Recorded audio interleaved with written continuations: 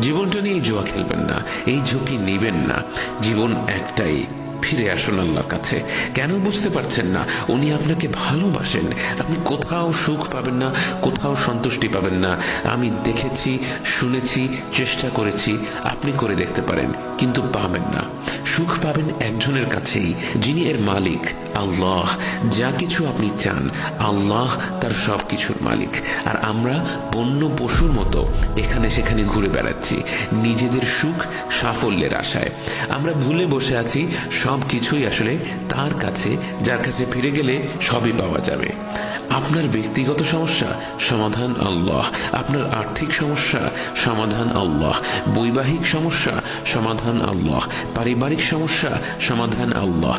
ব্যবসা সংক্রান্ত সমস্যা, সমাধান আল্লাহ। মুসলিম উম্মতের সমস্যা, সমাধান আল্লাহ। দেশের সমস্যা, সমাধান আল্লাহ। সব কিছু আল্লাহ। ফিরে আসুন আপনার রবের কাছে। আমি হাত জোড় করছি, ফিরে আসুন আপনার ভালোর জন্য। আমার এখানে কোনো লাভ নেই, আমি বলছি আপনার ভালোর জন্য।